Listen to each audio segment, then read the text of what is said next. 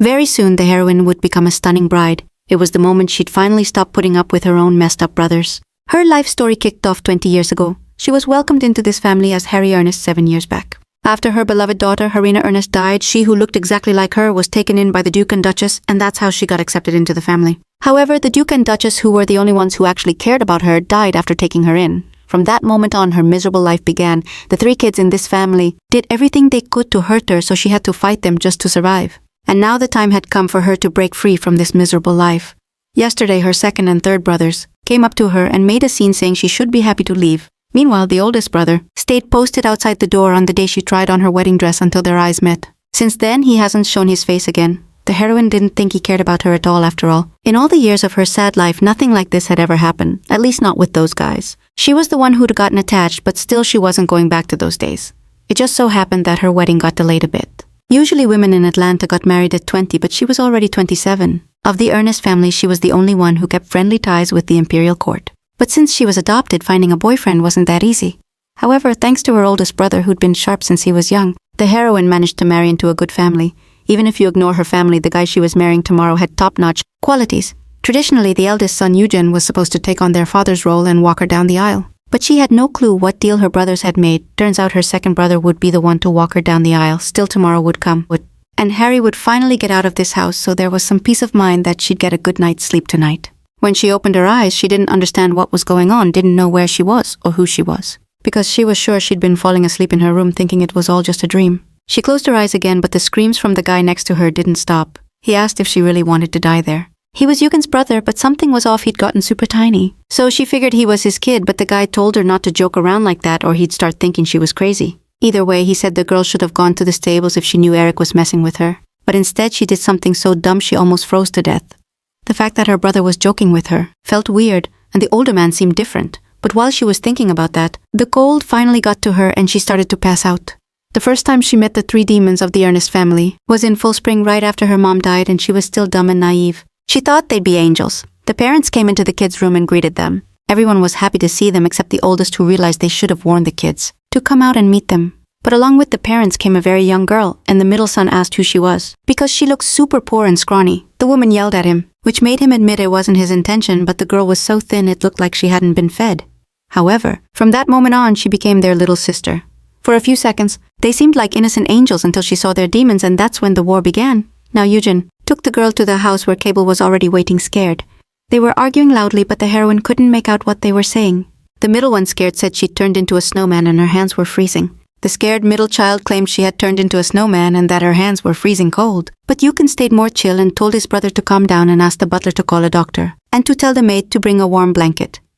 The boy also went over to the younger Eric, who was watching from the side, and asked him to go add more firewood to the fireplace. Suddenly the girl opened her eyes but then shut them again after a few seconds, which made her brother super nervous as he tried to wake her up. While waking her, Eugen pinched his sister, which made her complain that it hurt, but the older brother explained that the doctor wouldn't be long now. Since she had frostbite, her hands and feet were still cold, so she needed to warm up by the fireplace. She was still freezing, and the older brother immediately knew what to do and wrapped his sister in a sheepskin blanket, which should help her in a few seconds. The younger one approached them with a guilty look and asked if it was all her fault. At that moment, the heroine started remembering the incident that happened sometime around mid-year after they brought her here. The older brother pointed at Eric, saying they couldn't hide it from their parents since these pranks sometimes went too far. Eric, Harina's twin brother, was the saddest, maybe deciding it was his new sister's fault, but either way, it was the first time she almost died. Since joining this family, the older brother kept teaching the little one, who realized that Cable still hadn't come to them, so it seemed like he had run away again. Eric had to bring him back and also check what the maids were doing with the butlers. The heroine realized that probably the youngest was scared and wanted to see him, but the cocoon wouldn't let her move. Suddenly, a worried mother entered the room and, without looking at her kids, immediately went to her daughter, assuring her everything was fine and she wasn't going anywhere. Then she turned furious toward the boys, asking what they had done while she wasn't around. Later, it turned out the doctor was still on the way, and this irritated the parents. The mother finally couldn't wait anymore, so she decided to go see him herself. And meanwhile, she asked the man to take her daughter to bed. The man kindly asked if he could take her to bed, and then coldly turned to Eugène, asking what had happened with the brothers, who were supposed to bring the maids and butlers. However, the man was now asking about what had recently happened, hoping not to hear lies from his son, and he agreed. Then with the same kind smile, he told him that Harry seemed uncomfortable, but to be patient because she'd be way better off in bed than on the hard floor. The girl talked to him like he was an uncle and wanted to ask for something, but before she could say what it was, she fainted again. It was really weird the full moon had already disappeared when she opened her eyes, and yet she couldn't stop dreaming about it and didn't understand why. Also, while trying to avoid being bullied by Eric, Eugen slipped in, who was protecting his little brother and knew about this plan. But anyway, since the heroine had already been through this, there was no bitterness now. And since the Duchess, who had been taking care of her all this time, was tired now, it was the Duke's turn to look after her. He was a good dad except when raising his kids. Now he insisted she eat, even though the girl refused, claiming brides should starve until their wedding day. Otherwise their dresses wouldn't fit. This statement just made the man laugh, deciding Harry just wanted to play bride. But since they had 3 boys who could play groom, there was nothing to worry about. But actually the heroine was really going to become a bride. Tomorrow she'd be free from this hellish place. She'd dreamed of this sacred day for so long, but it never came. The girl still believed it was all a dream, but for some reason a very realistic one. But her wedding and freedom were still waiting for their moment. However, if she pinched herself, the pain didn't go away, and that was alarming. Suddenly, Eric entered the room and asked why she hadn't told their parents the truth. But she assured him she just said she didn't remember anything. The boy was determined, and told her not to think she'd won because he never asked her to defend him. This reaction bored her, so the girl turned around defiantly, pointing out that if he had nothing else to say, he could leave. She also noticed her dress was really pretty. It was the same outfit she'd painfully gotten from the Queen's designer. Finally, Harry hit the bed, but from the moment she first opened her eyes, she'd been hoping to rewind to her own wedding day. Her wish also failed that day, and she had a chat with the old man, who told her she seemed totally crazy now, and he didn't care as long as she wasn't bothered by it. She asked what was the point of bringing her here in the first place, and actually there was hope that if she stayed in the snow she could rewind 20 years. Eugen said he didn't do it for her but just wanted to avoid any deaths caused by Ernest. He also added that he thought the girl had gone out because she wanted to die, but it seems she still wanted to live. That reaction was new to her since Eugen had gotten pretty boring after their parents died, but no matter how much her hair looked like Harina's, she didn't want to become her. Suddenly she realized she hadn't eaten since morning, so she asked her brother to bring her some food, and he, annoyed, told her she must be totally nuts. Then she started coughing dramatically, and I realized it was because she'd been outside and her head hurt bad too. Finally, they brought her a bowl of soup, and after tasting it, the heroine knew it wouldn't be enough. But she felt it was better not to ask for more. After finishing, she laid down, planning to eat later. Then, the girl found herself thinking she really wanted to go back to be taken back when she was 27, and basically free. Suddenly the door creaked open and Cobble came in all happy, and the heroine decided to fake being asleep so he wouldn't notice her, but the middle brother wasn't gonna leave her alone and started waking her up to play, which annoyed her, but the oldest stepped in, suggesting she read a book in her room, or go play with Eric because she needed to connect with someone on her level. The fact they wanted to play with her just pissed the girl off because she knew Cobble had been a killer swordsman since he was little and lasted longer than a monster. So games with him always ended with her dead tired but yelling that playing with the youngest was even more boring than reading books. The kid kept waking his sister more insistently. Finally she woke up, though obviously not happy about it, but Harry had her own opinion on that. She grabbed her brother and started puking on him. Shortly after, the girl was back in her room and Eugen was talking to their parents, explaining she was fine and it was unlikely she'd been poisoned by normal food. A moment later, Cobble, who had managed to change clothes quietly, entered the room and ran into his brother's arms with tears in his eyes. The oldest told him their parents would be home soon so he could go to his room without worry, and they could play once everything was settled. In the end, they were alone again, and Eugen, as always, was super kind and gentle with his siblings, when suddenly the heroine asked nervously if everyone really hated her that much, a question she'd been dying to ask. During all the 20 years she'd lived with them, and the boy didn't hesitate to confirm it, since they had no reason to love her because she wasn't Harina. Hearing this, the heroine turned around and assured him she already knew, and that's why she hated them too and really wanted to go back. The girl fully understood that if she went back, she'd never see them again, and nothing would tie them together. Shortly after, the parents arrived, but when they saw their oldest son, the first thing they asked was where Harry was, and when the mother saw her in bed, she pushed her son aside and went to her.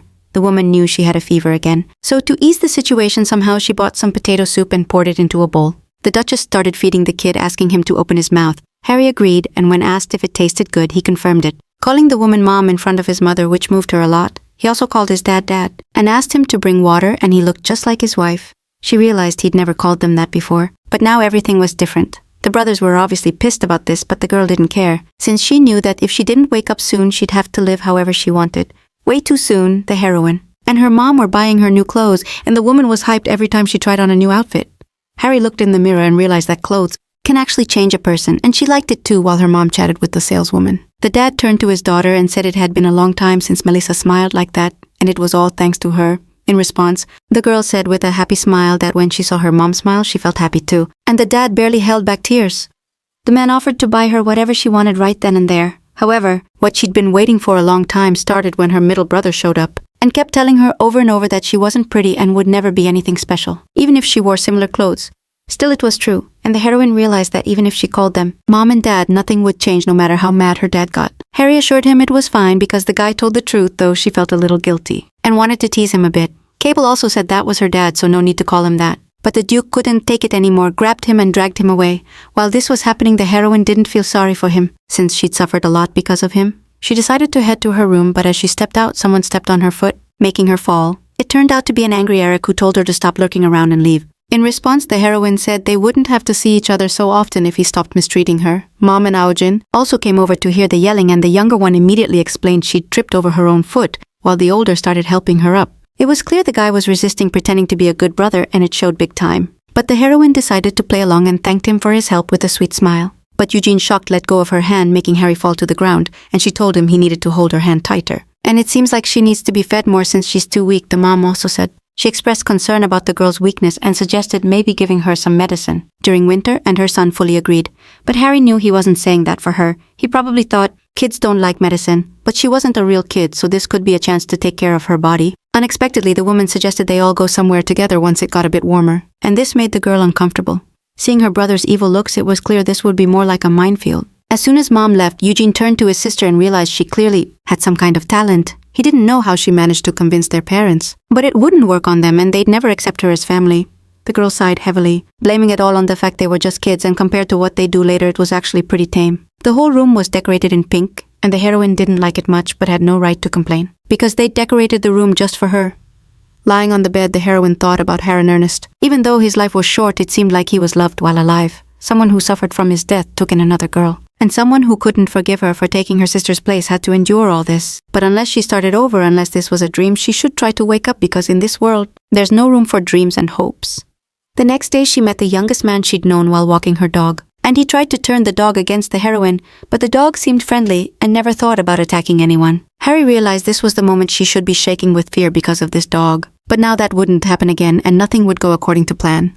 The girl tossed a cookie to the dog named Penny, and the dog quickly followed her despite the owner's objections. After that, he pointed to Eric was supposed to feel sorry for the dog because it followed its whims, but the dude wasn't about to put up with that. So he called the dog into his room and started teaching it that it couldn't eat that food, and if it kept doing it, he'd get seriously pissed. The animal looked sad, and the heroine wasn't about to tolerate that, so she gave it another treat, which totally boosted Penny's mood. Eric, already fed up, turned his frustration on his sister, telling her to cut it out. Because she meant nothing to him, but the girl kept petting Penny, and then started demanding the dog obey commands. And the more she did it, the more Eric freaked out. Now Harry realized she was better than Eric, since she'd spent a ton of time watching the dog, and no one could even guess how much time she'd put into training it. Suddenly, Kibble walked into the hallway calling his brother by name, and his sister Trash asking what they were doing there. The youngest said the Trash was super bored so he could play with her, which made the middle kid really happy since he was bored too. Because he was solo, he decided to go train with his sword, and the heroine got picked as his training partner. To the youngest's hype, but she wasn't having it and asked how old he was. When he said he was 7, she started saying she was younger and weaker than him, so she couldn't be his training partner. And she wouldn't last long, so her brother wouldn't have fun. Harry also pointed out that taking advantage of others' weaknesses is straight-up cowardice, and Kibble's brother wasn't that type. Actually, he wanted to train with Eric but just wasn't saying it. The heroine finished her brainwash by saying Eric was really sad about this, and as Kibble's bro, he should look out for him. Without hesitation, the kid agreed and said he didn't need to train with her when he had Eric. He didn't need such a weak opponent. So he and his brother bounced before the girl could celebrate her win. Their older brother suddenly showed up and asked what was wrong, because something definitely changed after that incident. As expected, Eugen wasn't as clueless as his siblings, so the girl indignantly claimed he couldn't tell her what changed because he knew nothing about her, and he confirmed it, saying that until that moment he'd been constantly pretending to be a good kid, fooling everyone, but if she ever hurt their mom on purpose, he'd never forgive her. He also reminded her that Harry didn't deserve to be here and that everyone would be happier if she didn't exist at all. Later, a doctor came and checked the girl, who was weak after her last illness, but assured there was no reason to worry, since she had a weak body, maybe because she hadn't adapted to the new environment, and just needed to walk outside more and take medicine. The woman tried to lay the girl down, who still had a fever, but Harry insisted she was fine and that her mom needed to rest. The mom didn't want to leave her alone because she was super worried, just like the dad who explained to the kids that their sister needed rest. The girl kept saying she was fine until the Duchess gently grabbed her face and explained it was normal to complain. When you're sick, and she had to remember she always had her mom and dad by her side. So when things got rough or tough, she could always tell them, and Harry would always be their daughter, so they'd be on her side. The mom hugged her daughter, telling her there was nothing to worry about and she just needed to rest to feel better. At that moment, the heroine realized she was solidly protected. The next day, they all went out to eat together, where the husband insisted she eat everything, but Harry insisted he try it too, referring to the broccoli which the Duke agreed to eat. She called him dad, but it was actually her sneaky plan, because the guy didn't even suspect they'd given him something she hated so much. But at the last second, Eugene stepped in pointing out Harry needed to eat everything, because if she got to choose. But at the last second, Eugene stepped in pointing out that Harry needed to eat everything. After all, if he got to pick, it could mess up his health, and the dad agreed. The food Harry had been dodging was now flying toward her on the man's fork, and she had to take it even though she didn't want to, which made her dad really happy. Back in her room, her mom came over and told her she had to take her medicine. The girl got scared at first but gathered her strength and took the medicine with difficulty. The woman praised her for it. She also gave her some candies she had just bought, saying she'd get them every time she took her medicine. With that, the Duchess left the room, and only then did Harry realize she hadn't had time to thank her. After all, it had been ages since she'd been cared for as a kid. And if she ate it all now, it would have been for nothing. Suddenly, someone knocked on the door, and it was Eugene, whose arrival didn't exactly hype up the heroine. The dude said he came against his will but would stay for 30 minutes and then bounce. It was clear the Duchess asked him to stay with his sister, and the heroine offered to go, to tell them she'd fallen asleep, but her mom had just left and they simply wouldn't buy it. The older man sat at the table and turned with a challenging look, making Harry wonder if he really hated talking to her that much, but she shook it off in seconds because he made her feel comfy with her bro. And then she started unwrapping the candies her mom gave her, but that caught Eugene's attention. He jumped up and asked where she got them, and when he found out her mom gave them to her, he asked her to hand them over because apparently it was something Harina usually ate. She didn't get why she had to give them back, and was told she couldn't have them because Harina loved them. The girl had no plans to give them back despite the old man's orders, and when he realized words wouldn't work, he tried to take them by force. In the end, he didn't get the candies, even though he insisted it wasn't something she should have, but Harry didn't back down, saying she didn't see any problem since her aunt gave them to her. Eugene went silent, and Harry took that as him having no comeback. While thinking about it and acting super childish, the kid didn't give up and kept trying to snatch the candy, but the girl dodged him, realizing that despite his looks, he was still a flying squirrel. This went on for a while, and Harry roasted him in every way possible until finally the older one lost his patience and threw his sister onto the bed, but before he could celebrate the win, he realized their position just seconds before their dad walked into the room. He heard the noise and saw the kids who didn't look like they were playing. Harry wasn't fooled, and complained that his brother wanted to take the candy their mom gave her, but when asked to give it back, Eugene claimed he already ate it, and right then he got slapped by their dad, who told him he was acting like a kid, and if he wanted, he could go play with his little siblings. The Duke made the kid apologize to the girl, and then said he'd buy him whatever he wanted tomorrow, but Harry couldn't say a word, so the man figured Eugene had disturbed her rest and took him away, wishing him a good vacation. The fact that his son got slapped surprised him, though. It was nothing compared to what they'd done to her. But for some reason, it still bugged her the next day. The dad bought gifts for the kids, which made them super happy. Harry stayed behind quietly, like she felt awkward about what happened yesterday, and even though she wanted to be happy, the three siblings fought. Inside, she was sad. Seconds later, her mom walked into the room, and immediately the younger kids started showing off their gifts, to which the man assured her he'd buy more if they behaved, and didn't fight with their sister. While the dad petted his kids, the mom approached her daughter, saying she'd heard she and Eugene had a little fight yesterday, and assured her the boy had already reflected on his actions, and there was no need to get mad every time they mentioned the older one. The girl felt guilty, but still had to play along, so she smiled and said everything was fine, because her dad bought her a giant candy, but inside she felt super embarrassed about herself for acting like a kid, which made her want to drink for a sec. The Duchess saw her daughter's embarrassed face and asked what happened, and she immediately realized her mistake and explained she had been sick. The man heard this and picked up Harry, intending to take her to the room and sing her a lullaby on the way, but his wife stopped him for some reason. Later, the heroine played with Penny again, teaching her commands and throwing a ball, and during one throw the dog jumped to catch it, but landed right on Cable's head, making him whimper that his head was gonna split in half. But he didn't feel guilty since it was his brother. The boy started accusing his sister of hitting him, to which she told him to pay attention to what was going on around him, which pissed him off even more.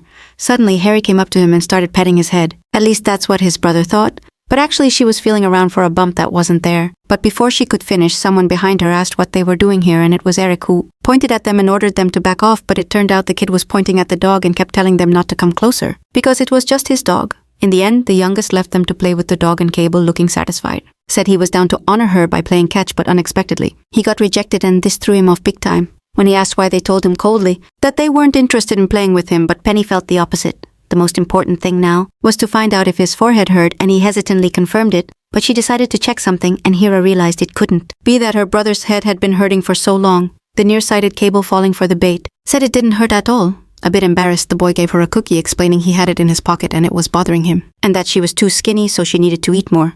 At this point, the heroine fully realized she was dealing with a total simpleton, which gave her plenty of chances to manipulate him, so she thanked him with a cheerful smile and called him brother. Kaiba blushed noticeably and started hesitantly asking her not to smile like that in front of him, slowly backing away and finally just running off. Suddenly, a man appeared behind them, Realizing they seemed to get along, the girl recognized him as Schubert, who was used to her calling him Uncle Butler, and at that moment she remembered she had started calling him by his first name, later, and had to make up a reason like wanting to grow up faster and be like her brother Eugen. The man bent down a bit and started petting the heroine, explaining it wasn't good to grow up too fast, and that it'd be better if she stayed a kid as long as possible. After explaining this, the butler went back to his duties, and the girl realized with a warm smile that he cared about her.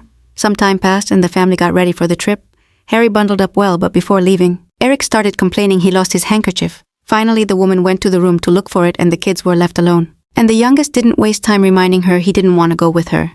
In a minute, the Duchess came back and took the kids by the hands, but at that moment she decided to make Eric feel like the victim. Harry appealed to their mom, asking her to let them go together, but the youngest refused and clearly showed she was pissed off. Despite their wishes, the Duchess assured him he had to be mature and considerate with his sister and hoped he'd understand. Once inside, the mom asked the girl if it was her first time walking with them. And it turned out it was true, so the mom assured her it'd be a lot of fun. While they talked about this, the brother sat sadly across without saying a word, which confused the heroine a bit. Finally, the whole family arrived in the city. They had to stop at a pharmacy, and since it was really nice, they could stroll a bit. Although first they had to find medicine for Jara, the man realized that while they were here, they could hit a good store. So he asked his daughter if she wanted anything, but she said no. In fact, she didn't get if she could try everything she wanted. If this was really a dream somewhere far off, he heard the voices of vendors selling cotton candy, fruit and other snacks, and it sounded like a challenge, so the heroine remembered she was only 7 years old and could do it. Every time she passed these spots, she always wanted to try the cotton candy. But now seeing sad Eric, it was hard to enjoy it. She went up to the younger kid and asked him to open his mouth. And while he wondered what she meant, she put a piece of cotton candy in his mouth. Harry offered him some more, but the proud kid rejected it, even though it was clear he liked it as much as she did. In the end, his expression had been bugging her for a while, so she decided to buy another portion and give it to him. However, the little guy flat out refused and ended up throwing the food out of her hands, saying he wasn't going to eat it. The mom saw and scolded the kid, which made him cry and glare at his older brother with disgust, seeing that kid. The girl figured Eric was actually a demon in disguise, but either way, she was glad it all ended well. Suddenly, a man approached the family who turned out to be an acquaintance of the Duke, and while the men were busy talking, the mom asked Eugen to go get the medicine, but also told him to take his sister along, which neither of them liked. And even though the boy assured her he could go alone, the Duchess said it was too tough for her to watch over 3 kids at once. But with a happy face, she realized she had to make sure they held hands. Because it was dangerous, so linking their hands, the Duchess let them go together. They walked straight into the crowd, and all along the way, Harry felt embarrassed and guilty, because after the candy incident, the boy hadn't said a word to her. After a moment, the older man asked if she still wanted to go back, and she nodded. She understood it wasn't easy to let go of everything she'd built in the future, but it was necessary. Suddenly, her hand slipped free, and Eugen disappeared into the crowd. The heroine wanted to call out to him, but at the last second changed her mind. Because if she really was a kid, she probably wouldn't get why she'd been left behind here. The girl sat on a box in a corner and waited, even though she knew finding a lost kid was like finding a needle in a haystack. Despite the snow, Harry felt warm but couldn't remember if this had happened in the original timeline, or if it was the result of the timeline shifting because this past felt so unfamiliar. It was weird, but she couldn't be mad at Eugen for ditching her. Maybe it was because it was just a dream and not real. Suddenly, a stranger woman approached her, asking if she was waiting for her mom, and if so, suggested going to the store where it was warmer, but she assured her she wasn't waiting for anyone, so the stranger had to leave. Harry knew that if she got lost in the crowd, she could go wherever she wanted, and finally get the freedom she wanted. Suddenly, someone approached her again, and it was Eugen, who looked depressed. But despite everything, he asked her to leave. His hands visibly trembled, maybe from guilt. But Harry didn't get mad, and with a slight smile asked if he'd bought everything. Those words calmed the boy down a bit, who offered his hand and assured her it was time to head back home, but instead, the sister said her legs hurt, so the older brother had to make a tough call and offered to carry her on his back. And she agreed without hesitation, but Yaiji pulled her brother's hair, noticing there was just a lot of dust. Their parents kept reminding Eugen that he was the oldest in the family and therefore had to take care of his siblings when they weren't around, and had to play the role of a dad and set an example for the younger ones. People constantly reminded him of the duties he had to fulfill as the heir of the Ernest family. Some would say he had no freedom, but he loved his family and the duchy more than anything. When he first met Harina, he disliked her at first sight and could only apologize, but that didn't save him from being compared to her. In the end, he couldn't accept it. Eric couldn't do that to his dead sister because this girl had nothing that could take Harina's place. When she was still alive, she was really sick, and through tears, she said she was suffering a lot. Eric felt guilty about her illness, but the old man assured him it wasn't true and that he shouldn't think about it at all. Still, the kid insisted that he and the sick girl were twins and that maybe he should have gotten sick instead of her, and he wanted it to be him. The boy kept getting worse, and their worried parents ran to every doctor they could find. But everyone said the same thing: they couldn't help in this situation. The mom had no choice but to comfort her sick son. She gave him a candy, telling him if he ate it all, the pain would disappear, and somehow, like magic, it seemed like Harina got better, but it was only temporary. before she turned 6. This tiny, fragile girl left them, and the pain was so intense it felt like someone punched a hole right through their hearts. But like before, all they could do was wait for the pain to fade. A year after their daughter died, she and her mom were arguing about everyday stuff like usual. Suddenly, the woman jumped up, realizing she'd totally forgotten to give Harina her meds. That sudden move sent chills down the guy's spine. But the woman went over to her dear son like nothing happened, not realizing no one else was waiting there. Eugenio believed and hoped the pain would fade with time, but it was just wishful thinking. Not long after, the mom came back holding the medicine and asked the older boy if he'd checked on his sister. But without an answer, she went deeper into the room. The Duchess entered, but no one was there. She decided her daughter was just hiding, so she started searching everywhere while her son watched his mom in horror. Suddenly, someone tapped him from behind. It was Eric, who asked, surprised, if his sister had really left. But before he could finish, someone grabbed his hand and led him out. In the hallway, Eugen told them not to pay attention because Harina wasn't there and his mom was just thinking about her a lot, so the boy couldn't say the word. He was told to forget everything he'd seen and go with his brother. Soon after, the son told his dad, who understood what he meant and finally decided to call a doctor. But until then, the brother stayed with Eugen. The mom came to her senses only when Harina approached the family, and the son could only watch silently. Still, the attachment to the girl brought even more tension. The younger siblings hated their new sister, but the oldest knew it was wrong to take out their anger on this helpless girl. Still, he couldn't control his words or actions, so every time something happened, Harina could only say sorry. No matter how many times she apologized, the attitude stayed the same because she was still alive. She took the place of their sister, who suffered pain every day, stealing their parents' attention with every breath. Eugenio knew those were just excuses, but even now his thoughts and feelings were a mess. He didn't know what to do with it all. One day, the oldest son and his dad were sitting in the living room when Eugenio felt something was off. Everything was way too quiet. He called for the butler, but he was nowhere to be found, so he went to check on Cable, who also didn't know what was going on. When they asked where Eric was, Cable guessed he must be playing with Penny, so they went to the little kid, who was indeed with the dog. They asked if he'd been alone the whole time, but the kid got a little nervous and said he'd been with Penny. Then they asked where the girl was, but he kept pretending he didn't know what they meant. So Eugen, still calm, asked Eric to tell the truth about what happened. While he wasn't around, once everything was clear, the oldest ran out of the house looking for Harina. He soon found her. The boy started waking up his unconscious sister, and she finally opened her eyes when she heard the shouting, asking if he was her brother Eugene or her son. Later, their parents found out what happened, and in front of their kids, she claimed they heard Harina slipping out scared of Eric, but the girl had been outside for a long time and was unconscious. Eugenio never found out. In response to the accusations, he explained he was in class at the time, and the next time they heard a scream. They called Cable and asked if he had noticed anything, but they didn't get a response from him in the end. It was the youngest kid's turn, and Gertogina asked what kind of cruel pranks he'd been pulling, and why his sister had run out into the street scared someone might get seriously hurt in the end. The three of them got scolded and were told to think about their behavior, hoping it wouldn't happen again. Once the talk was over, the parents went to their daughter, and Eric started explaining through tears that he just didn't like the girl being in his house, and that's why he did what he did. After that incident, Harry changed a lot, like completely different from how anyone had ever seen him, and Eugene, not understanding how, let himself get influenced by her during the candy fight when the dad hit his son. They went out to the hallway to see the man who apologized for his rude behavior and asked him not to mention the candy in front of her. After all, the kid understood why the Duke had made him carry that heavy burden. But still, he had to pretend he hadn't seen anything. The son looked visibly shocked by this understanding. But the dad added that his mom had finally come to her senses and that he just had to keep pretending. That he never saw or heard anything. Of course, the man was willing to make sure nothing bad happened in the future related to those candies, but even if he saw Harry eating them, he didn't have to say a word. The next day, the mom went to see her son and told him she'd heard his dad scolding him, but didn't know why he had hit him. In response, the kid asked why Harry had given him the candy because it was a drug. Whenever Harina suffered, his mom cried bitterly when she gave him that candy, but now he assured the woman that Harry wasn't Harina, to which the Duchess reacted pretty calmly, saying she totally understood. But it was a misunderstanding and those candies didn't cause any harm, but when he asked for a candy, the mom flat out refused, telling him only sick kids could eat them and that he shouldn't envy what his sick sister had. Over time, the son came to understand. He thought that with time, everything had just gotten better. It was like they just turned a blind eye, convincing themselves everything was fine. Looking at his mom, he wanted to beg her to look too, because he lived every day not knowing what to do, only able to pretend he didn't see anything. Later, Kyle saw his older son and asked what he was doing, and Eugene had in his hand what Harina had eaten before. His brother said no one should eat it now, but before they could finish talking, their parents' voices came from downstairs, asking if they were ready, so the middle son ran down the stairs. The oldest knew he'd only found it, because he'd looked closely, but he couldn't let Harry eat it. He couldn't let it go like that. That day they went out for a walk, and the brother and sister were sent to the pharmacy for medicine. Everything was a super weird situation. And when they asked if she wanted to come back, the girl said yes, but Eugene thought if he brought her back, everything would go back to how it was before. He walked a bit more and stopped suddenly. He wasn't sure if it had really happened, because everything was too easy. A couple of people saw his worried expression and asked if he was okay, because he didn't look so good.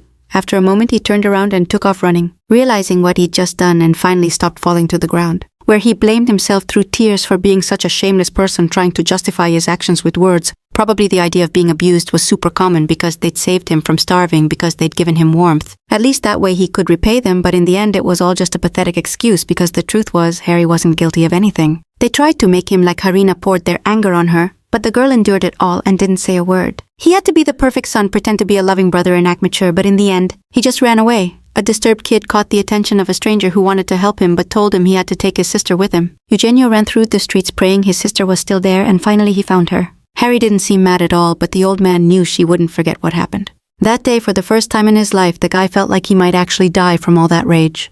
The moment he grabbed that hand and let go on the way back, the girl peacefully fell asleep on her brother's back. While he kept whispering for her to forgive him, the heroine heard everything he said. She was so shocked she couldn't say a word, and Eugen thought she had fallen asleep right after they got home. He went into his parents' room intending to talk, but Harry wasn't sure what was going on.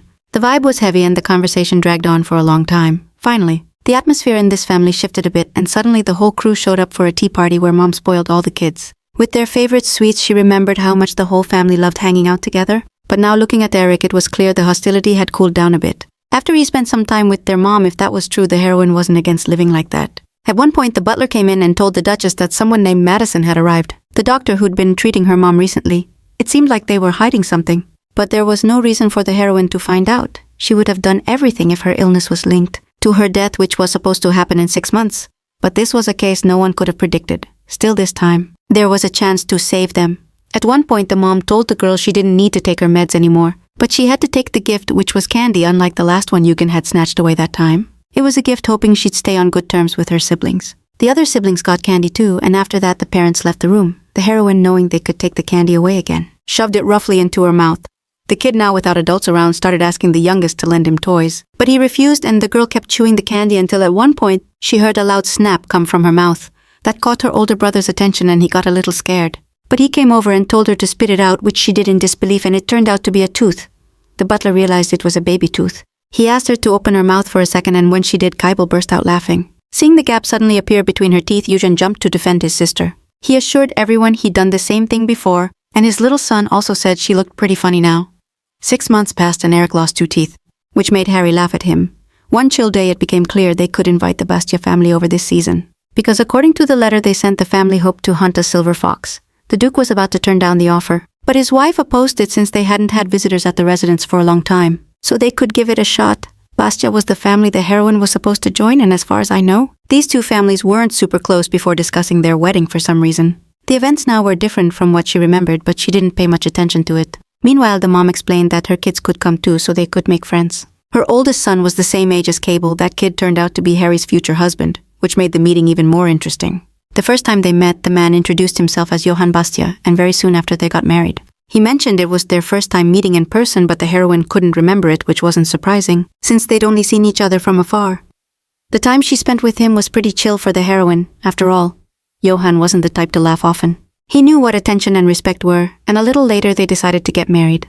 At that moment, the girl realized she'd never had a lover, and everything seemed to point to the fact that she just wanted to get married, and leaving this family was pretty chill, maybe even perfect for marriage, which is why she always wondered why she hadn't tied the knot yet. And she also wondered why her older brother had picked such a good candidate. For a wedding now, she headed to the butler and explained that today she had eaten a cucumber and 2 bland broccoli stalks, so being praised by her older brother was kinda embarrassing. Doing something like that at her age, but now she was a 7-year-old girl, and no matter how it looked from the outside, the last time the Duchess stroked her hair, the girl realized how nice it was to get compliments maybe from the moment she walked into this house. She immediately won the family's affection, and maybe that scared her brothers a bit when they were little, so it wasn't that obvious. But looking at the situation from my 27-year-old perspective, they just needed love and attention from their parents. That's why even when they mistreated her, the heroine could have snapped at some point but had zero desire to get back at them. When she still lived there for the first time, she really wanted to make the 3 cry, seeing the always stubborn Eric, seeing Cable, who was super easy to manipulate with words, and Eugen, who kept disappearing constantly, and when he came back he acted like she was a grain of sand in his eye. Finally, she was rescued by the Ernest couple, but the rescue didn't affect the brothers, so Harry stole their affection. For a year, of course, it was impossible to forget all the bad stuff,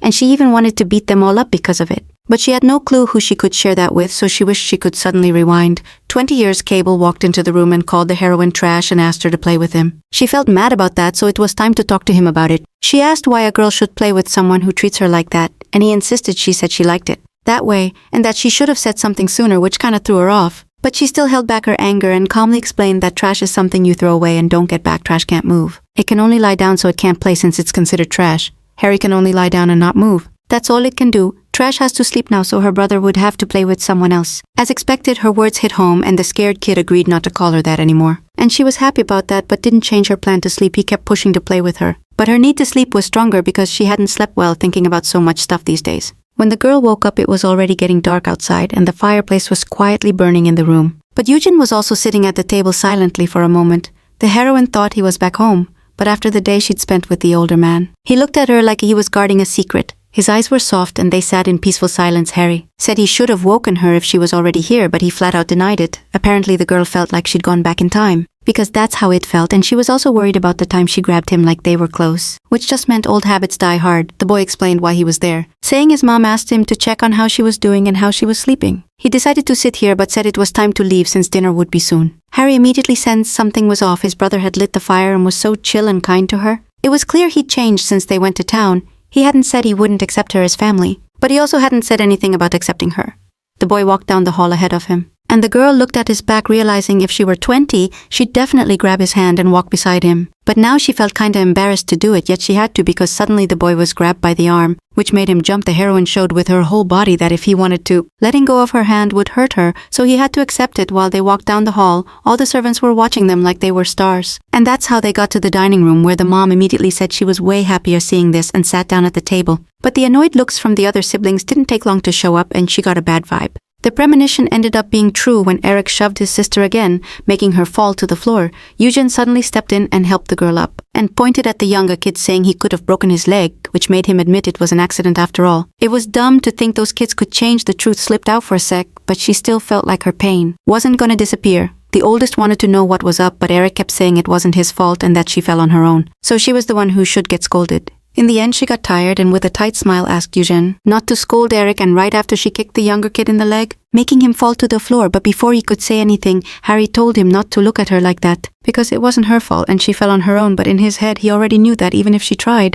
to hurt him again, it would get way worse real soon. This war kept going, and the youngest spilled a drink on her, noticing his hands were barely steady. It was tomato juice that wouldn't come out, and she was gonna wear this dress to meet her future hubby, which only made her more pissed. Their fights didn't stop there. Neither of them wanted to tell the grown-ups. So these clashes kept happening, and when they got worse, the kids started showing up with little bruises. Harry knew this war wasn't his vibe, unlike his brother, but he couldn't let it ruin his first meeting with his future fiancée. Soon they found her a new dress that both the girl and her mom loved, so they decided to put off the revenge. The meeting was about to start real soon, and this made her nervous, but the guests' carriage arrived earlier than expected, which filled her eyes with fear when she saw the guests. They immediately started praising the look of the house, saying they were super happy to be invited, and that they also felt nostalgic about the chance to reunite with them. The man then greeted Eugen, telling him he looked a lot like his dad, but also kindly pointed out that his other son seemed to have had a good snack before arriving, and it turned out Cable had been smiling and only noticed when someone pointed it out. Harry and his little brother greeted him at the same time, and Cable immediately said they were at the age when baby teeth start falling out, and that reminded him of his own kids. The fact they were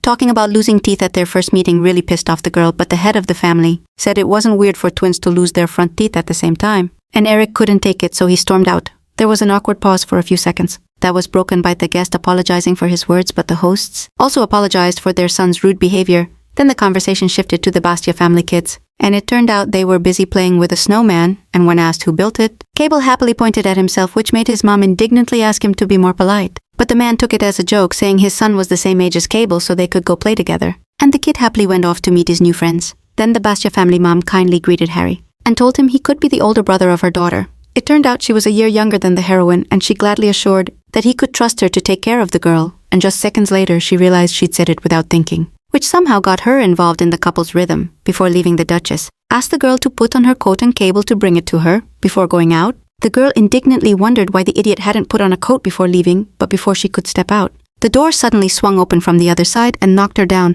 but before Harry could even get mad, a familiar face appeared in front of her, and before the guest could even apologize, a snowball hit him right in the head. It was Cable, who looked totally caught up in the game. There was also a worried girl behind the guy and the heroine, realized she was the daughter of the guests a year younger than her, and she also seemed to think Cable was dumb. The middle brother started laughing at Johan, who'd taken the hit pretty hard, but the guy stayed seated next to the heroine, like he was protecting her from his overly hyped up brother, and that actually moved her a bit. At one point he started whining and begging him to stop. And right then, the image of a strong cold fiancé vanished from Harry while the guest trembled in fear. Cable didn't even think about letting go despite claiming he was giving up, and every second his fiancé stayed. Sitting on the floor unable to get up made him wonder if this was even the same Johann Bastia. He knew because the gap between who he was now and who he remembered was just too big. While his brother mocked the guest, suddenly he got hit in the back of the neck by a projectile. Turns out Johann's sister was trying to protect her brother, which didn't sit well with Cable. This started to annoy the heroine, so she decided to teach the wild brother a lesson, but she was surprised that the defender was different from the guy she pictured,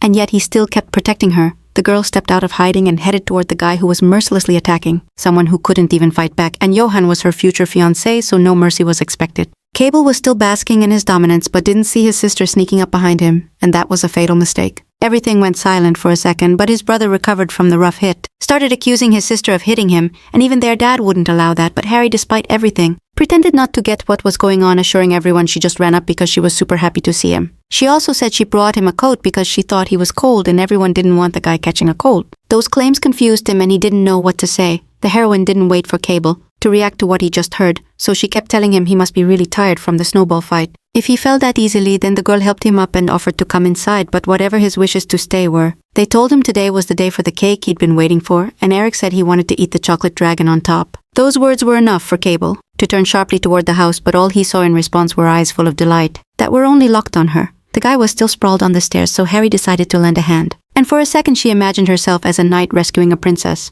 The guest hesitated and asked her name, and after getting the answer introduced himself, then asked if he could call her by her first name. And a moment later, with a bright smile, said her name was really pretty. This bluntness was super touching and at the same time encouraging for the girl who until then hadn't been able to figure out if this was the same person she knew, but now he grabbed her hands and promised to protect her, to which he got a similar promise back. Later, they went back inside where both families sat down for dinner, and during the meal, the guests' kids kept staring at their savior, which made her really uncomfortable. The Bastia dad noticed this too and suggested the kids really liked Harry. The man also said Johann and Cable were the same age, so they should be friends. But his son's shaky hands made him think otherwise. Suddenly Louisa said she didn't like that kid, but the mom asked her to call him Big Brother, which just made her shout even louder that she hated her big brother. Everyone there was shocked by that statement and expected some kind of reaction from Cable himself, but he was busy eating meat and didn't pay any attention to the conversation at all. The Duchess assured everyone that Cable was a super energetic kid, and maybe he had been out playing too long, while the man said there was no reason to worry, because all kids like to mess around, but Harry denied it, at least in his head, because his kids had suffered because of that damn bastard, and that's why he unconsciously said he'd protect Johann the Duchess. She said it'd be cool if Eric could come tomorrow, but he didn't say a word about it, which made the heroine kinda worried. A bit about his health, and when Cable finished lunch, he hugged his new buddy and suggested they have another snowball fight tomorrow since they had so much fun today. Johann, as expected, couldn't say a single word against it, so the heroine had to jump back in, turned to her brother, and told him he had duck grease on his face, then grabbed a cloth and started wiping it off pretty roughly, which made his lips hurt and swell up a bit. But Harry explained he was still weak and had to try. When he finished, he turned his brother around and led him to the exit, telling him to rest now, but hoping he wouldn't overthink it. Harry then went to the butler, explaining he'd return the cloth after washing it, when he noticed the girl seemed really attached to the family's second son. This caught her off guard, but the butler kept praising her, saying above all she took care of her siblings and was super kind and thoughtful, and Johann totally backed that up. Then suddenly Eugen appeared out of nowhere and asked when she'd gotten so close to the worker since he didn't like kids, to which she flat out denied it, no cap. Then she started guessing why that dude was there, and her first thought was he was gonna say something rude, act all nice or some other crap, but from his look it was clear that wasn't the case. Tired of guessing, the girl asked what he wanted, and at that moment his hand trembled, but the older man just turned and walked off, clearly nervous, but before Harry could even wrap his head around the whole situation. And pretty unexpectedly, Johann put his hand on her head, and immediately everyone started asking what that meant. And the guest said he thought it was her brother who wanted to do it, but she denied it with a light heart. 'Cause she knew it was impossible and he'd never do something like that, the guest assured his certainty about the older brother's intentions, while the heroine told him she didn't know Eugene at all. Calling him brother, suddenly he blushed a bit and asked her to repeat what she said, not about Eugene, but about her calling him brother. The vibe of a confident dude was so strong it blinded the heroine. But finally she told him she needed to get back to her room, though the guy said he wanted to chill with her. For a while Johann kept following Harry, but at some point she stopped, turned around and asked why he was following her since their rooms were in different directions. The guest looked confused, which made the heroine think he just didn't know the way. But as soon as she offered to guide him, the guy said he knew the way but actually just wanted to hang out with her a bit longer. Johann also added he wouldn't make noise so he wouldn't bother her, hoping to stay a while. and finally got the green light to do so. Once given permission, the guest tried to take her hand, to which Harry reluctantly agreed. The next day the hunt began, and the prey were 2 silver limes. A deer and a blackjack. Cable insisted on joining the next hunt, and Eric, traumatized by his sister's death, quickly left the hunting grounds cause he felt nauseous. The girls spent time together having tea, and during that time Louisa asked Harry why Eric got sick so often and had such a weak body. But Harry denied it, adding he just hadn't been feeling great the last few days. And when he saw a dead fox and deer, he got really shook after all. He had a dog. The guest shared her opinion that he was too kind and was probably crying in his room right now, and looked super fragile like his silver hair said, but Harry knew maybe he really looked pure and gentle like an angel. But it was just an outer cover. Inside he was a real demon, yet his friend kept showing concern. Since the guy hadn't eaten much since yesterday, they offered to visit Eric because she was really worried about him. But it turned out she didn't care enough to actually visit, and they weren't close, which totally killed the idea. Just as they were about to play with the dolls, Cable suddenly burst into the room trying to call her trash again. But at the last second he switched it up to "Hey you" and asked her to play with him. The sister said she wanted to play with her friend and asked if she wanted to, but the girl said no and he didn't want to either. So he suggested playing ball, and without waiting for an answer she ran after him. Suddenly they voted to play in another room, and everyone agreed. As they walked to the other room, Louisa looked around super carefully, so they wouldn't run into the person they were avoiding, but suddenly they ran into Johan and his sister. She immediately started asking where they were going, explaining they were going to play in another room. She said he should come with them. But instead the guest asked the heroine if he could join. The fact they asked her first was kinda interesting because now she could actually feel his care, something she never felt from the other 3. Finally they got to another room where they started playing, hoping her middle brother wouldn't find them quickly. But right then the door suddenly slammed open and a guy with a dog appeared. Eric followed behind, pissed off, saying he couldn't drag Penny wherever he wanted. But he offered to play with them instead after saying that Cable grabbed his sister's hand, explained he'd brought the ball and even his favorite dog so they could go play. The girl resisted, pissed off, and Johan hesitated but decided to defend her, only to be told if he wasn't gonna play with them he could leave. The middle brother yanked the girl with him so hard she fell, which made him chuckle a bit, but suddenly their hands separated. And Johan suddenly got serious and apologized to Harry right away. Cable didn't see any problem with it,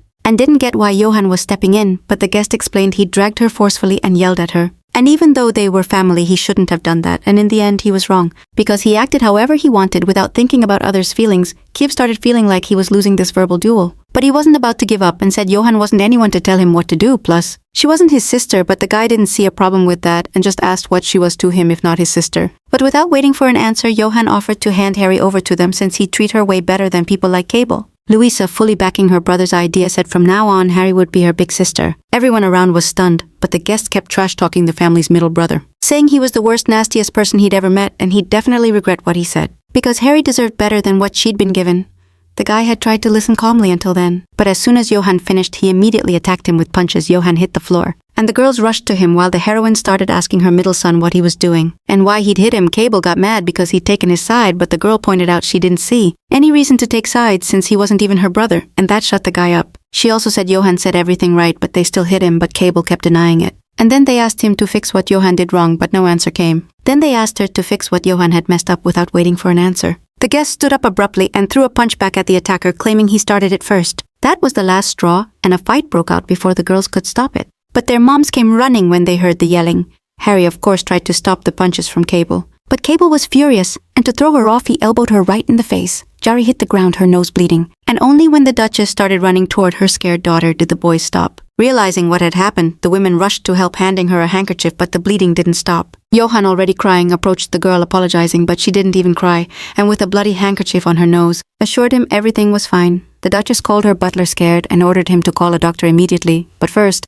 she had to stop the bleeding, and Louisa in tears begged not to die, calling for her sister. Later the heroine was taken to a room, and her father and Eugen, upon hearing, headed to her, staring at her with scared faces for a while. Harry herself didn't get why they were so freaked out if it was just a nosebleed, but the reason could have been her dress, which was covered in blood, and she had to change after scolding Cable. Her parents told her to stay in her room and think about her behavior and when it was time to discuss the situation. Among adults, the homeowners felt guilty and kept apologizing for their son's behavior, but the couple didn't get mad. Instead, they asked not to scold the kid too much since it was just a childish fight. But no matter how you looked at it, Cable was to blame, and luckily, the Bastia family didn't make a big deal out of it. Meanwhile, the heroine managed to change clothes and get herself together, after which she was surprised at how good she could look in this situation. Suddenly, an older man appeared and asked if the nosebleed had stopped, and Harry confirmed it had, though it was heavy before. Eugenio also explained that starting tomorrow he'd stay at the mansion, no more hunting, and he himself said he didn't like this business, so there was nothing wrong with that. The guy also pointed out that his night was still a bit red, and the heroine added that it wasn't just red but also sore, so she apologized. But the girl didn't get why since it wasn't her fault, but he said it was because Cable did it to her. Harry, after thinking a bit, said it was worth saying something like wishing him a speedy recovery or being worried about her brother's immaturity. The girl explained. There was no need to apologize for what her little brother did, and the only one who should apologize was Cable himself. The guy agreed with that statement, and quite unexpectedly patted Harry's head, saying it must be tough dealing with these kids alone. Eugenio also assured her that from now on, if anything happened, she could call him. And without waiting for a response, he left the room. After the old man, Johan quietly entered the room, apologizing for the fact that she had suffered so much because of him, but the girl denied it, because it was obvious Cable was to blame. But looking at the battered face of her future fiancé, the heroine only got madder at the culprit, but Johan, didn't just want to apologize for that, but also for selfishly asking to hand her over, because she wasn't an object to do that. Suddenly, her sister appeared behind Johan, confirming that indeed, Cable was really bad and stupid, but also Louisa, who wondered if the heroine really couldn't live with them because her brother was way better than them. But it turned out the guest had also heard that Harry used to live on the street, so she suggested it'd be better to throw those siblings out there. The nanny had told her to go. There was a terrible monster, and that if they brought the bad kids there, he'd teach them to behave. But that also meant the girl had lived with that monster before coming here, so they even felt sorry for her. But Johan suddenly got serious and explained that the nanny only said that to scare the girl and that there was no monster and that he liked Harry and nothing else mattered. Having finished with this topic, he said goodbye until dinner when they could all eat together, left alone the heroine. She remembered the same place she had told her friend about, even though she usually lived where no one saw her or called her by name. So she felt super lonely there. Then came the time for a fancy dinner where both families gathered around a big table and the guests couldn't stop hyping up the delicious food and the chef's mad skills. Watching all that, Harry remembered the days when she didn't even have a home, just grateful for a stale piece of bread. But now everything was different, and her parents were hyped to give her whatever she wanted, and her friends were loving the time they spent together. After they finished eating, the girls went to hang out more, but on the way to her room, they ran into the Duchess holding something, and it turned out she was going to visit Cable, who was feeling down. 'Cause he had to eat dinner alone. The Duchess was sure the dude would behave after yesterday's drama, so she had zero worries, and if needed, she was ready to tell Cable to stay the hell away from them. Some time passed, and things seemed to be looking up. The heroine got worried when Cable's punishment ended, but he bounced from the house with his older bro, and the estate got surprisingly chill. Still, the silence got broken by the only bro left, Eric, who came up to her saying they didn't look alike at all, but for some reason people said otherwise, and that pissed him off big time. It was clear he was still salty about what Earl Basti said, but to keep things cool, Harry agreed, saying Eric was way hotter than her. The dude got super embarrassed calling that nonsense, but then they asked if he didn't think he was good looking. So Eric had to admit he was kinda handsome. Still, the girl kept messing with words, saying he had weird stereotypes. 'Cause beauty didn't depend on gender, and Eric was the cutest creature she'd ever met. The younger one blushed but tried not to get played, pointing out that by that logic, since he was a girl, he should be way hotter than her. But those words didn't confuse Harry, and she guessed that's why he asked her not to make him laugh. 'Cause actually she was uglier, but her bro was saying something totally different. Finally, Eric couldn't take it anymore, yelled that she was super annoying, and bolted. Sometime later, Cable showed up in the heroine's room, bragging he'd hunted a huge deer, which meant he was cool, but Harry didn't care about his words for a while. The dude had been cautious around her, but now looked like he was back to normal. The middle bro told her the hide could be used to make mittens, but when he didn't get the reaction he wanted, he got nervous and offered to make the mittens himself, only to get coldly rejected. That started to tick him off, so to get attention, he snatched the toy Harry was playing with, pissed off, and told her firmly he'd handle it. The girl wasn't mad, but definitely bitter, reminding him she wasn't his sister and didn't have to take anything from him. Finally, the heroine grabbed the paper frog and told him Louisa would be there soon, so he should stop bugging her and bounce. At that moment, Cable for the first time started feeling guilty about what he said. He came closer and gently said it was true she wasn't his sister, to which Harry reminded him she'd said the same. In a sec, the dude was already assuring her he didn't mean it, and because of that, the girl's annoyance only grew, so she asked him to say exactly what he meant. But it turned out what now worried Cable was that she called him you, but those words he also used against her, saying he didn't want a stranger calling him brother. That way he also refused to call the guy who wasn't his brother brother. Suddenly someone knocked, and it was Johan, who came at his sister's request, who was already waiting in her room, so it was time to bounce, but Cable wasn't about to let her go before they finished talking. But it turned out she had nothing more to say, so she saw no point in continuing. The middle son then told the guests not to butt in, but they replied that Harry didn't want to talk to him anymore. After the curse exchange, Johan stopped his opponent dead in his tracks, asking if he had apologized to the girl before saying all that because she had suffered because of him. But Harry told his friend to cut it out and stop wasting time arguing with him, since he wasn't even listening, and suggested they talk about origami instead. With that, they quietly headed to Louisa's room, and Cable, shocked by their attitude, angrily asked if they were seriously ignoring him as time went by. His brother's ignorance kept going, and it pissed him off big time, but one day Eugenia was there too, and told him to leave her alone. Then the middle brother turned to his sibling for backup, but the kid just reminded him that Harry already said he didn't want to play with him, and because of that, David suddenly bolted. The older guy approached her and asked if she really liked Louisa and Johan, and she confirmed she did, because she had a blast with them. In response, they told her she'd probably start feeling bad since the guests were about to leave. This totally threw Harry off because he didn't know when he'd see them again. No matter how hard he tried, they weren't part of his childhood memories.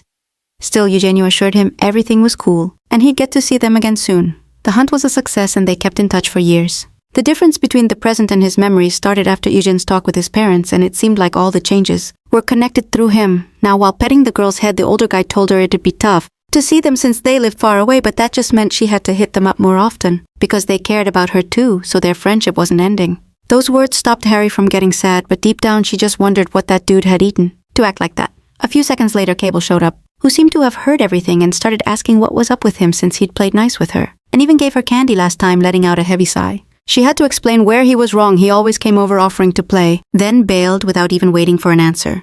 Even though she never said she liked him, the heroine also noticed that her brother didn't even know she got chafed every time she played with him. She'd said before that she was different from her brothers and that if he pushed it, it'd hurt and be hard for her, but the guy never thought if those games were right for her. Instead of playing tag at home, the girl preferred doing origami. And she didn't like playing ball because it wasn't fun for her, but Cable didn't seem to care at all. Harry also admitted she never actually said she didn't want to play with him, but there was a reason she held back, and played with him anyway because she really liked him. This shocked her boyfriend, but what really mattered was if she loved him more than that annoying boyfriend, and she confirmed she did.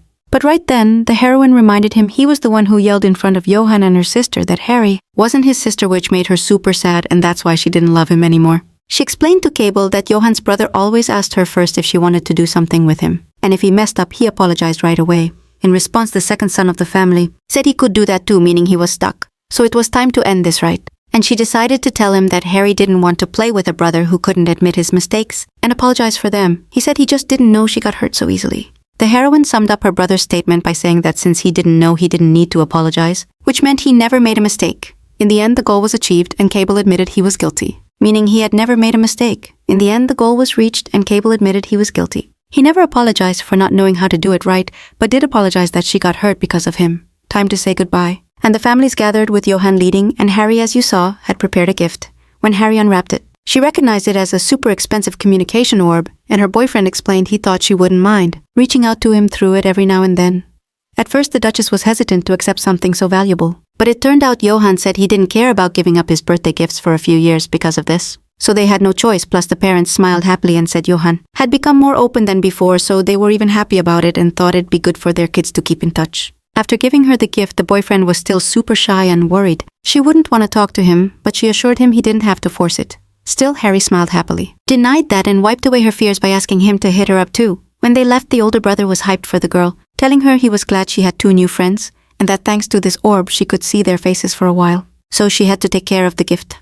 That day they decided to cook whatever they wanted for lunch, and when it came to Harry, she told him anything was fine even if it got loud and chaotic. She thought living loud days like today wouldn't be so bad. But finally, like mocking her own thoughts, a year passed and the Einsteins left this world. Another winter went by, then it got warmer and spring came where the whole family gathered for a picnic. The little ones played with balloons, though Eric claimed he only grabbed them so his sister wouldn't bug him. He was acting childish and said he didn't like it anymore, but Harry saw his lips trembling, which could only mean he really liked the balloon. The heroine decided to flex and tease her brother, saying his servant had a very shiny antler. But as soon as she said that, it started falling fast, and it turned out he'd already used up all the magic it contained. Suddenly she turned to Eric with a happy face and reminded him he said he didn't like the balloon. Their dad offered to buy him another, but the girl refused, saying it'd be a waste of money. Before she could turn to Eric, he suddenly ran off. But his attention was caught by his mom offering pudding, and when he got closer, she gave Eugene an orange one even though he liked it too. Suddenly the Duchess gave him one of hers with the same flavor, and he realized she liked all the flavors. The Duke and his wife had an accident 6 months ago, and they'd never had a day as chill as today, so she had to act crazy to avoid the accident, but she didn't regret it. In the middle of the night, the girl realized she was thirsty, so she went down to the kitchen, running into her mom, who asked if she came down to see her. The smell of alcohol was obvious, and the heroine immediately understood what was going on, so she assured her it wasn't flour, to which the woman apologized, hugging her and saying she was her daughter too, her sweet girl. A moment later, Eric came down from upstairs, and the woman was super happy to see him and invited him to join the warm hug. But the oldest son also showed up because of the strange noises and immediately realized their mom had been drinking. She explained she was just in a good mood and didn't realize she'd had a drink. Suddenly, she went up to the oldest son and told him he was still a kid who needed looking after. A moment later, the dad appeared and immediately assumed she was drunk and drinking alone, but said they had to get up early tomorrow and it'd be better to head to bed. A few seconds later, the last family member showed up grabbing Eric's toy, which made him upset, and finally Harry, who didn't get how a quick water run turned into this. The dad told Cable he also had to wake up early, and that he'd stay home if he overslept, and that everyone needed to hit the sack since it was getting late. The next day night came, and at the Ernest estate, the news arrived that the heroine refused to believe. There had been an unexpected attack on their home grounds, the middle son was in critical condition, and the Duke and Duchess had died. And Harry couldn't change a damn thing. When they met, the girl thought those people were weird. It's not like any noble woman wouldn't treat her with kindness, but it was the first time a guy looked at her sweetly and held her hand that day. She was selling flowers on the street and someone asked for her whole basket, so she started counting how many she had. But instead they asked if she wanted to roll with them. Right then, the unidentified woman apologized for asking such a tough question, but said she couldn't just leave her there and actually wanted the girl to join their family. It was said that during the hunt there was an assassination attempt on the imperial grandson, so to avoid it they put him in Ernest's carriage. But halfway through the trip they got attacked, so they had to speed up to get away from the enemies. Because of that, the carriage flipped and the couple died, and when they found the bodies, you could see how they were holding the two kids, protecting them from death at the funeral. People just said they had saved the royal family's heir, and Duke Ernest kept being the emperor's sword till the very end, and since they protected him at the cost of their own lives, the emperor would be more lenient with this family in the future. Still, the family was in a dangerous spot, since the Duke and Duchess died so suddenly, and all their affairs were now in the hands of their eldest son. People also pointed out the younger kids who were left without parents, and while Eric wasn't afraid to let his tears flow, Harry watched coldly and silently, and the heroine realized they really had saved her. But for some reason she couldn't save them in return, even though she wanted so badly to save their lives. But for some reason no tears came, even though she was insanely sad. The elders of the Bastia house were also there, supporting the orphans as best they could, offering help and asking to stay in touch later since their own kids were worried too. The fact that they could always count on each other and lean on each other in tough times, because they were family, was something that stood out to Eugenio and the lonely girl. She could only start thinking about whether she could stay here once the ones who took her in died. Eugenio, who had become head of the family, was so busy he didn't have time to sleep, so he and Eric were left alone in the house, and the younger one refused to leave his room, not even to eat. Still, they and the servants came in convincing him not to skip meals. But he just flipped the tray angrily and said he didn't want to eat. Even though this was the second time this happened to Harry, it was still hard for him to handle, and he had no clue what to do. At least Cable was on the estate then. But now he was being treated at Count Schumach's place. The useless butler couldn't even feed the family's youngest son. He at least asked the heroine to eat, adding that the Duke said he'd come early today, so no need to worry. Unlike Eric, who barely ate anything, the girl never skipped meals because she knew food is human health. And if you go hungry, you just get more depressed. Night came, and Eugene, who said he'd come early, didn't show up. So she decided to visit her little brother, who wasn't happy to see her. The kid didn't want to come out from under the covers. And in every way possible, he pushed away his unwanted sister, and even threw the toy she brought him earlier. But suddenly Eugenio himself showed up, saying he needed to talk to Eric alone and asked to be left alone. For a while an angry voice was heard from behind the door, but then everything calmed down, and the Duke came out saying that starting tomorrow the kid shouldn't go hungry, and that he should be given special attention. Then Harry asked if he had eaten, and he confirmed it, and asked a similar question, finally telling him to go to his room and rest. In the end, the kid got to work that never ended. Even though it was necessary for the family to keep living, Eugenio got really stressed over time because he was too young, which often caused conflicts at aristocracy meetings. Later, the Duke brought home an aunt who was going to stay at the mansion to take care of them, and it turned out to be the Marchioness of Reynolds. The first thing she did was look at Eric, noticing he was super skinny, but then she shifted her attention to the girl. She threw a comment her way like she'd seen her before. This was the person the heroine hated the most. The whole time at that table, the woman was taking care of the youngest one in every way possible, pretending the heroine didn't even exist there. But the kid felt better when one of the adults looked out for him. The heroine was also worried about Cable because they said he was getting better, but while she was thinking, a tomato suddenly slipped off the fork and hit the floor. After a brief pause, the aunt said someone there needed etiquette lessons, to which they replied they'd already learned the basics. When the Marchioness found out their mother had been teaching them, she coldly declared Melissa seemed way too soft on the kids, which pissed Harry off. Later it was class time, and from that moment on the woman asked to be called Madame Reynolds during her lessons, so Harry was asked to show the proper greeting first. And the heroine did it exactly how she'd been taught, which made the new teacher's face light up with surprise. It seemed like she really didn't expect the girl she disliked to greet her like a true aristocrat. Even though in the past she'd been like a peasant, now she was totally different. The long, tough training had paid off. The woman realized it'd be the first time she'd teach her, so she had to start with the basics. She'd only teach, but the heroine had to repeat everything, and every mistake meant punishment. First off, Madame planned to teach the heroine the tea ceremony, so she had to watch closely. Harry was surprised by this start because the tea ceremony was pretty tough, and it was unlikely they'd teach it without knowing the fundamentals first. You had to learn the basics first, like sitting manners and the right way to walk.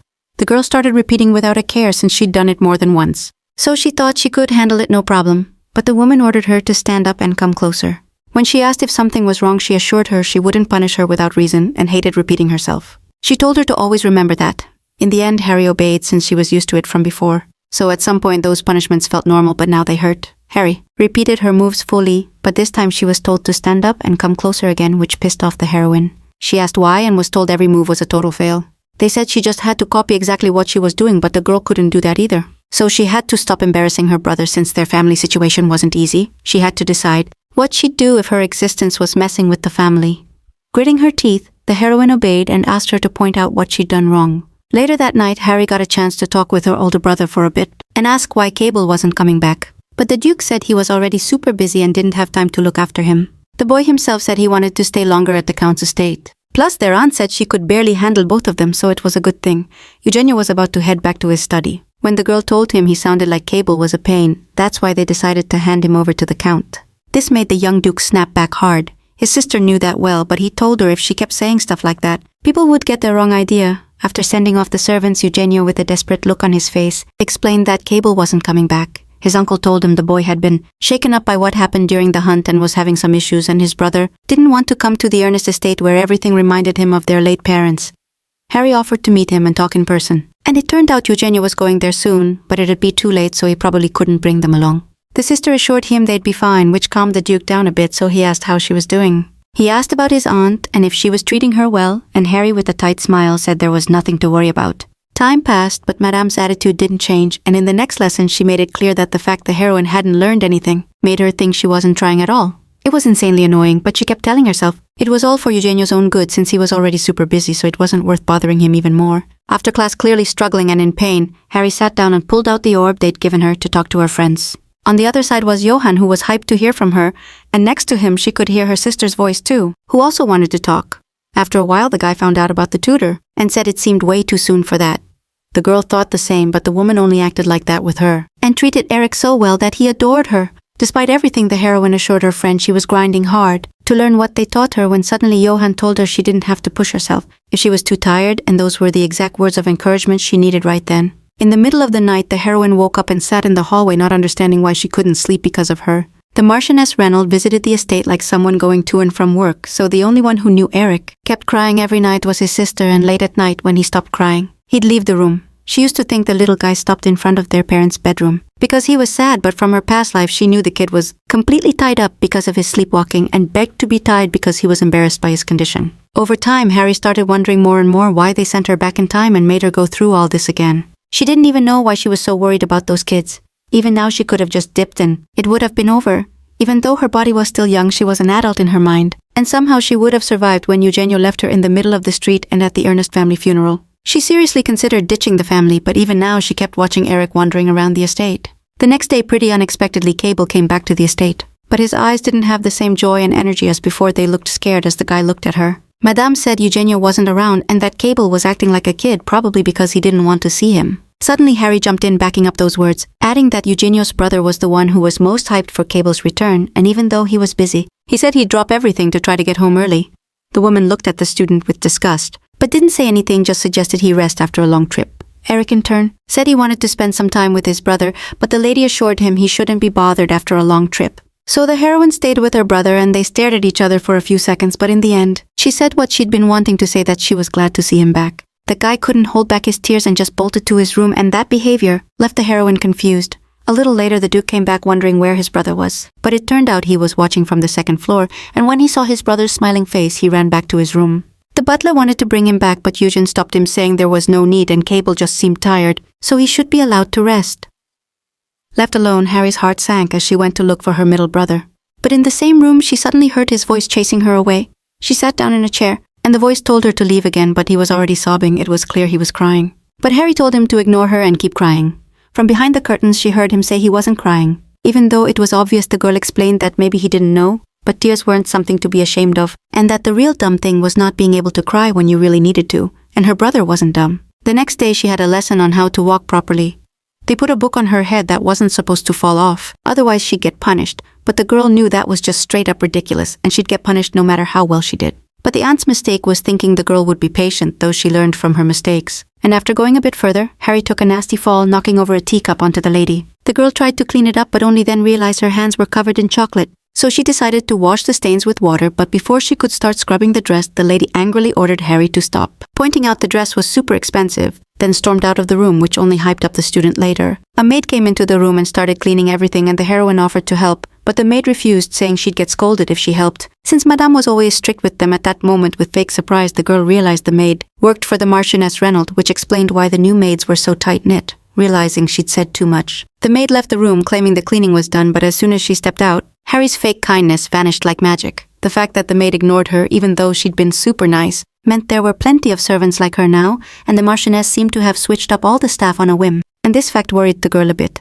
After some time, Eugene had a talk with his uncle, and his proposal pissed the boy off, who opposed his relatives going anywhere. The man realized it was really tough for the kid to handle all this alone, and in his opinion, Eugene had to do it for his own good. But the boy suddenly got serious and said he wasn't saying any of this to convince anyone and had already given this answer before. He had clearly stated his proposal, so there'd be no more arguments. It also had to be understood that he was now the new Duke of the Ernest family with full rights to the dukedom, not his little nephew, and therefore, it shouldn't be forgotten that the kid he'd taken care of no longer existed. One day when Cable came back home but kept avoiding his older brother, who grabbed him to have a normal talk, but he didn't want to hear him and refused to talk at all. Eugene asked him not to do that, but he pushed him and left without saying a word. Suddenly, a voice came from behind them, realizing they were arguing, which was normal, because they were kids, and it was the same lady who seemed to be enjoying the show. The woman was with Eric and offered him to forget about his brothers and come with her, but he flat out refused and left with his brothers, which made her unhappy. The heroine went with him, and when they got to the street, they found no one. So they decided to split up to find the brothers faster. After wandering around the garden for a bit, they found Cable, who looked super surprised they found him, so he asked her not to call Eugene, but she was worried about why he was so scared of his older brother, and Cable, clearly depressed, explained that Eugene would be really mad because he'd come home so selfishly. This reaction shocked the heroine, and to clear things up, she asked if he'd come back not because of what Eugene had written in the letter, but Cable assured her he hadn't received any letter. Things were getting weirder and weirder. Harry had heard his brother refuse to meet Eugene when he was at Count Schumach's estate, which was why he often sent letters to his brother instead. The boy explained he'd come because he wanted to, even though he knew Eugene wouldn't like it, but selfishly decided to come back anyway. But when she asked why Cable thought his brother would oppose him being here, he abruptly declared that Eugene hated him. The girl was shocked by this claim, but the middle brother, he also explained that it was all because he was the only survivor. According to the kid, he stayed alive only because his mom and dad protected him with their lives. At that moment, he was so scared that he just stayed silent in their arms, and if he had been brave enough to ask someone for help, everything could have been different, but instead he stayed quiet, scared those people would come back. Quiet like a coward, yet he was eager to get back home even though he feared they'd ask why he came back. Suddenly, an angry voice asked who he was, and it turned out Eugenio's brother was already there, super curious to know who had fed his little brother all those lies. Not hearing an answer, he shoved Cable to the ground and, freaking out, said no one in the house blamed him, and no one would blame him for coming back alive. After calming down a bit, the old man asked them to listen carefully to his words and then said that everyone was really happy to have him back and that he himself was sincerely glad, and with tears in his eyes, Eugenio thanked him for coming back safe and sound. Cable in turn couldn't hold back the tears, and for the first time in a long while they hugged like real brothers. After that he turned to Eric, offering to let him see his brother Cable, but the kid said he'd do it later and that the brothers would handle it themselves. So there was no need to interfere. After thinking it over a bit, Harry gave the dog a cookie in front of his owner. But he didn't say a word and stayed calm, which meant that at some point in his past life, he started opening up to her. In the middle of the night, the heroine woke up again and went downstairs, where she saw Eugenio standing staring at something, not paying attention to anything at that moment. She felt like everything around her had stopped, and the guy in front of her looked so alone and devastated, but his sister couldn't say anything. And all she could do was capture this image in her heart for as long as possible. One day later, after the Ernest family reunited with other relatives, Eugenio came back home with a leg injury. It turned out he'd been thrown off by a mare. The other brothers were really sad to see their brother like that, but he assured them everything was fine and that he was lucky to have only bruised his leg. Only Harry hadn't shown any emotion until then, but now she was just overwhelmed with anger. She wanted to know what the adults were doing there because there were a lot of people, but they were acting weird. While Eugene was in danger, his older brother looked at her tiredly and realized maybe everyone was busy thinking about how to get him to give up ASAP. He thought he had to push himself so he could become an adult faster, but deep down he knew he was just a kid who didn't know anything about the world, and it was the first time he felt so weak. Autumn passed and Madame Reynolds kept harassing her student, saying that proved he had no decent background because he couldn't even argue that his family was being ridiculed because of him. Plus, with a weird smile, the woman said poor Eugenio would never be able to use his leg like before, and that in public he'd be replaced by another relative, or after some time the power could be passed to his brother. The heroine, pretending to be interested, noticed that sometimes the woman talked like she had some rights in this house, But the only owner of all the rights in this house was her brother Eugenio. Yet for some reason Madame kept forgetting that. She also said with a worried face that people start losing their memory with age and fall into dementia. And that's what was happening to Madame. The teacher in turn pointed out that as expected. The girl was rude and vulgar and seemed to come to her senses only after a hit, but Harry already saw that coming, and had prepared by applying a special honey to protect her skin, so she wasn't going to take it much longer. A bit later, they went downstairs and the woman angrily said she didn't care that Eric was acting like that. But Cable was nowhere to be found. The old man was leaving the house and didn't even come down to say goodbye to her. After that, he said sadly that Melissa didn't seem to have taught her kids anything. One was a crippled guy. The other one was a joker, and the third kinda mute, and they'd picked up this dirty animal with no fam or tribe. This family had hit rock bottom at that moment, Harry was about to say. Everything that had been building up in his heart, but Eugenio came down the stairs, so he had to hold back the woman with fake kindness. Told him he didn't need to come down because of the pain, but he assured her he had no problem saying goodnight. The heroine took control of her sleeping brother again, but now she didn't get how he'd survived before growing up, cause if she compared it to her past life, it seemed like life was way tougher now. Suddenly, Eric dropped to the floor, and she had to pick him up hoping he wouldn't get a scar when he gently grabbed her hand. Even though he was still out cold, it was time to head back when suddenly they ran into Eugenio, who wanted to know what was up, and why they were still awake, but Eric didn't hear a word and just kept walking to his room. Then the older brother asked when he'd been doing that but couldn't say more, and his face filled with bitterness. Even though his sister was sure Eugenio didn't want to hear any comforting words, she whispered that everything was fine, and that her brother was doing okay and things would get better soon. Eugenio had no one to lean on, so the pain just kept piling up in his heart.